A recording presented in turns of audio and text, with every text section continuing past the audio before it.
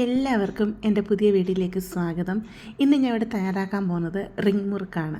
അടിപൊളി ടേസ്റ്റിൽ വളരെ എളുപ്പത്തിൽ ക്രിസ്പി ആയിട്ട് എങ്ങനെ നമുക്ക് ഈ മുറുക്ക് ഉണ്ടാക്കുന്നത് എന്ന് നോക്കാം.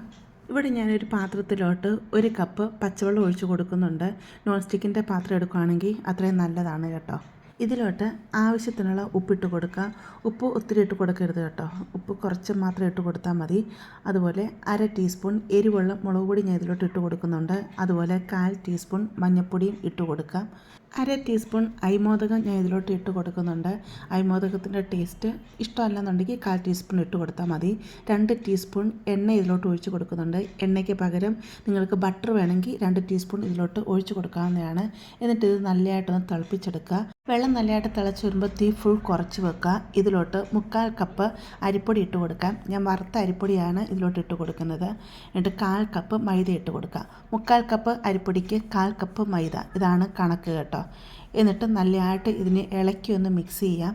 എല്ലാ ഭാഗത്തും ഇതിൻ്റെ വെള്ളമൊക്കെ ആവത്തക്ക രീതിയിൽ നല്ല രീതിയിൽ ഇളക്കി മിക്സ് ചെയ്തെടുക്കാവുന്നതാണ്. ഇപ്പോൾ ഇവിടെ എല്ലാം ഇളക്കി നല്ലതായിട്ട് മിക്സ് ചെയ്തെടുത്തിട്ടുണ്ട്. കട്ടകളൊക്കെ ഉടച്ച് നല്ലതായിട്ടൊന്ന് മിക്സ് ചെയ്ത് കൊടുക്കുക. എന്നിട്ട് തീ അങ്ങ് ഓഫ് ചെയ്യാം. ഓഫ് ചെയ്ത് കഴിഞ്ഞ് ഇതിനെ ഒന്ന് അടച്ച് വെക്കാം. ഒരു 5 മിനിറ്റ് ഇതൊന്ന് അടച്ച് വെക്കാം. 5 മിനിറ്റ് ആയിട്ടുണ്ട്. നമുക്ക് തുറന്ന് നോക്കാം. ഇപ്പോൾ മാവ് നല്ല രീതിയിൽ സോഫ്റ്റായിട്ട് വന്നിട്ടുണ്ട്. ചൂടൊക്കെ ഒന്ന് കുറഞ്ഞ് വന്നിട്ടുണ്ട്. ഇത് വേറെ ഒരു പാത്രത്തിലോട്ട് അങ്ങ് മാറ്റാം. എന്നിട്ട് നല്ല രീതിയിൽ നമുക്കിതിനെ ഒന്ന് കുഴച്ച് മിക്സ് ചെയ്തെടുക്കാം. മാവ് എല്ലാം ഒന്ന് മിക്സാക്കി കഴിഞ്ഞ് കഴിഞ്ഞാൽ നല്ല രീതിയിൽ ഇതിനെ കുഴച്ചെടുക്കണം. കൈയുടെ ഈ ഒരു ഭാഗമല്ലേ, ഈ ഭാഗം വെച്ച് നല്ലതായിട്ട് അമർത്തി മാവിന് നല്ല രീതിയിൽ കുഴച്ചെടുക്കണം. എന്നാൽ മാത്രമേ മാവ് നല്ല രീതിയിൽ സോഫ്റ്റായി കിട്ടത്തുള്ളൂ. ഒരു 5 മിനിറ്റ് ഇങ്ങനെ കുഴച്ചെടുക്കണേ. മാവ് ഇവിടെ നല്ല രീതിയിൽ സോഫ്റ്റായി വന്നിട്ടുണ്ട്. ഇങ്ങനെ തൊടുമ്പോൾ തന്നെ അറിയാം എന്തുമാത്രം സോഫ്റ്റായിട്ടാണ് മാവ് കിട്ടിയിരിക്കുന്നതെന്ന്. ഇനി നമുക്ക് എങ്ങനെ തയ്യാറാക്കുന്നതെന്ന് നോക്കാം. ഞാൻ 2 രീതിയിൽ ഇതെങ്ങനെ റിംഗ് ഉണ്ടാക്കിയെടുക്കാം എന്നാണ് ഞാൻ കാണിച്ചു തരുന്നത്. ഈ മാവിൽ നിന്ന് കുറച്ച് മാവ് എടുക്കുക.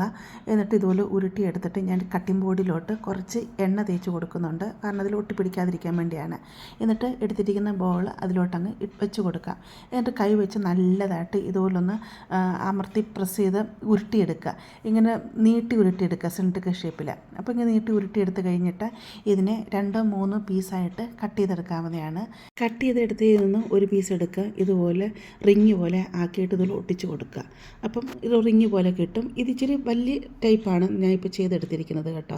അപ്പോൾ വലുതായിട്ട് ചെയ്യുന്നതാണ് നമുക്ക് ചെയ്തെടുക്കാൻ എപ്പോഴും എളുപ്പം. ഇത് കണ്ടില്ലേ, എളുപ്പത്തിൽ നമുക്ക് ചെയ്തെടുക്കാൻ പറ്റും. പിന്നെ അടുത്ത രീതി ഞാൻ കാണിച്ചു തരാം. ഇതുപോലെ ഉരുള എടുക്കുക. എന്നിട്ട് കയ്യിലെടുത്തിട്ട് നല്ലതായിട്ട് സിലിണ്ടറിക്കൽ ഷേപ്പാക്കി എടുക്കുക. എന്നിട്ട് കട്ടിംഗ് ബോർഡിലിട്ട് നല്ല രീതിയിൽ തന്നെ സിലിണ്ടറിക്കൽ ഷേപ്പാക്കി എടുക്കുക. എന്നിട്ട് 4ആയിട്ട് കട്ട് ചെയ്തിട്ട് അതിലൊരു പീസ് എടുത്ത് നല്ല രീതിയിൽ ഈ കാണുന്ന രീതിയിൽ ഷേപ്പാക്കി എടുക്കുക. ആക്കി എടുത്തിട്ട് അതിനെ ഞാൻ 3ആയിട്ട് കട്ട് ചെയ്ത് എടുക്കുന്നുണ്ട്. എന്നിട്ട് അതിൽ നിന്ന് ഒരു പീസ് എടുത്ത് പിന്നെ ഇതുപോലെ ഇതിനെ ഷേപ്പാക്കി എടുക്കുക. ഷേപ്പാക്കി എടുത്തിട്ട് അതിനെ കയ്യിൽ വിരലിലോട്ടൊന്ന് ചുറ്റിച്ച് കൊടുക്കുക. കണ്ടില്ലേ, ഇതുപോലെ റിങ്ങാക്കി എടുക്കാൻ പറ്റും. ഇത് ഭയങ്കര എളുപ്പമാണ് ചെയ്തെടുക്കാനായിട്ട് കേട്ടോ. ബാക്കിയുള്ള മാവും ഇതുപോലെ എടുത്തിട്ട് ഇതുപോലെ റിങ്ങാക്കി എടുക്കുക. കണ്ടില്ലേ, ഒന്നും കൂടെ ഞാൻ കാണിച്ചു തരാം. അപ്പോൾ ഇതിന് ഒന്നും കൂടെ ഷേപ്പാക്കി എടുത്ത് നീളമാക്കി എടുക്കുക. എന്നിട്ട് കയ്യിലോട്ട് ഒന്ന് ചുറ്റിച്ച് കൊടുക്കുക. എന്നിട്ട് അതിനെ ഒട്ടിച്ച് കൊടുത്തിട്ട് അതിനെ മുറിച്ചെടുക്കാവുന്നതാണ്.